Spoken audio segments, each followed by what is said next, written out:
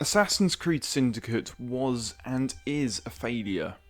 In 2014, Ubisoft gave us Unity, a buggy and unpolished mess. However, beneath the surface there was a sound game and a truly next-gen experience to be had. So why did Ubisoft 1 year later fail to implement what actually was a decent system and instead replace it with shallow game mechanics and create what is frankly a disappointing addition to the franchise? Why is it that people look at Unity today and say it was better than Syndicate? Why was Assassin's Creed Syndicate a failure? These are the questions that I shall be answering today, but before I do, please make sure to like, subscribe and turn on bell notifications as it helps to support the channel. Right, let's get into it.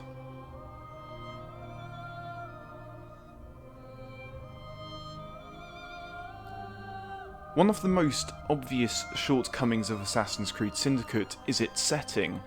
Don't get me wrong, Victorian London makes for a great setting in many ways, and I as a Brit would be the first person to want to see an awesome Assassin's Creed game set in this impressive city. However, it is fair to question how suitable it was a choice for Assassin's Creed. I'm not like most people who believe that all assassins must behave the same way and all be amazing at parkour, because that in my opinion isn't realistic. However, I do believe that by choosing a setting that doesn't allow for that familiar parkour experience that we have become used to, it has been to the detriment of the game's identity. It's particularly disappointing because Unity, when it is working, has one of, if not the best parkour systems of any AC game yet. In Syndicate, this wasn't fully carried over, and feels stripped back.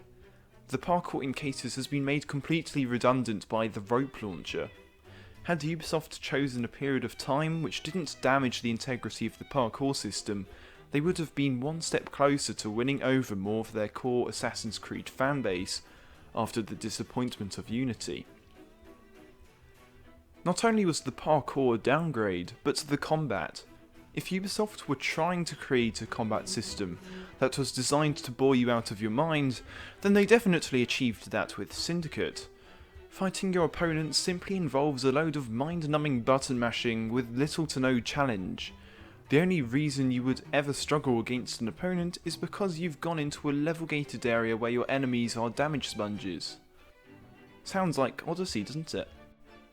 Not only was the gameplay a step down, but also how the game looked.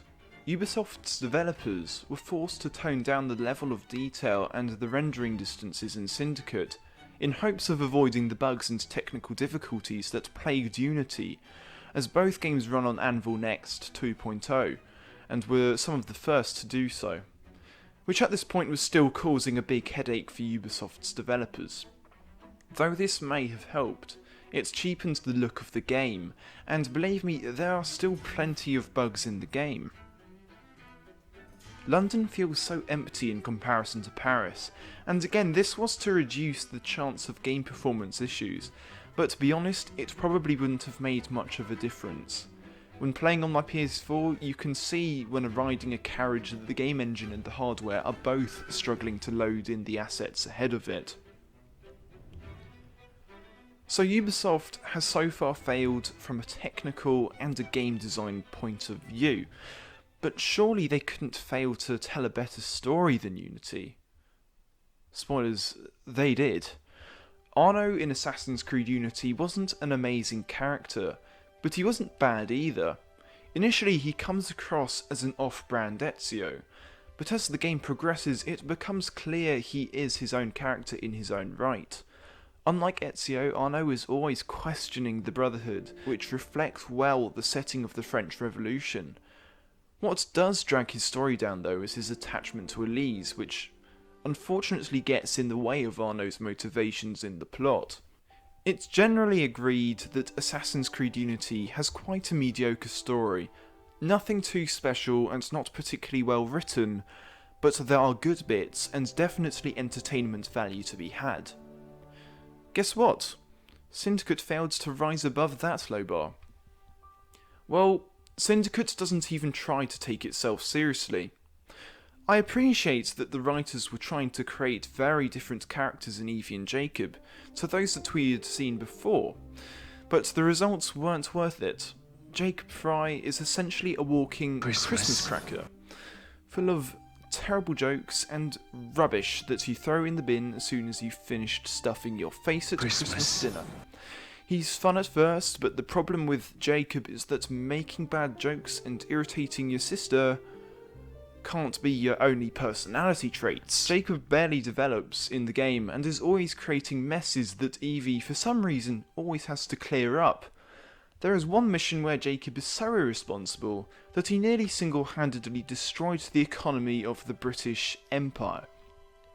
The next thing you know, Evie is the one that is having to clear up the mess, while Jacob learns nothing from his mistake. There is, towards the end of the game, a small yet pretty meaningless climax of events between the twins, but they very quickly brush all their problems with one another aside just because it's convenient for them to have done so by the end of the game. Evie was certainly the better character of the two. She had her faults, but that is normal, and that makes for a good character. What drags her down is her attachment to Jacob. She isn't firm enough with him, and lets him get away with too much for too long. With some adjustments, Syndicate would have had a much stronger narrative had she been the frontrunner of it. The only thing that could possibly be worse than the protagonists themselves are the terribly written cartoonish villains. At no point do you feel that you can take them seriously, even in moments that should be more tense, such as when Stark shoots his butler. Because these moments are so melodramatic and ridiculous, you can't help but laugh at how, well, ridiculous they are. Delicious. Unity definitely had some weak antagonists, but they were far better than Syndicates in comparison. I'd just like to add to my criticism of the game by complaining about not just the Blighters, but also the Rooks. The NPCs all look the same, and this game isn't the first to have all your opponents look the same or similar. However, the problem stems from their faces being so visible. In Assassin's Creed Revelations, for example, you cannot see the faces of the guards, and this allows the player themselves to imagine that each of these NPCs look different beneath their helmets. However, in Syndicate, you can very clearly see the faces of all of the gang members, which cheapens the experience of the game, and is so ridiculous it begs the question whether or not Crawford Starrick has not only taken over London, but the cloning facilities on Camino too. This issue probably doesn't bother many people, but frankly it adds to the tedium of the dull and dreary combat system, as well as becoming somewhat irritating. To conclude, Syndicate was a failure. It failed to tell a compelling or even interesting story. It failed to build upon what little Unity had achieved, and it was overall an unenjoyable and repetitive experience. The most obvious miscarriage of Assassin's Creed Syndicate was that it destroyed faith and interest in the franchise, to the point that Ubisoft felt forced to take a break from the annual releases of Assassin's Creed games, and revamp the franchise entirely. It's basically been transformed into a Witcher 3 inspired RPG series. People often say that Assassin's Creed Syndicate was the last true Assassin's Creed game. I disagree.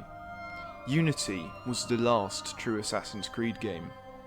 That doesn't mean I dislike Origins and Valhalla. Far from it. They are good games in their own right.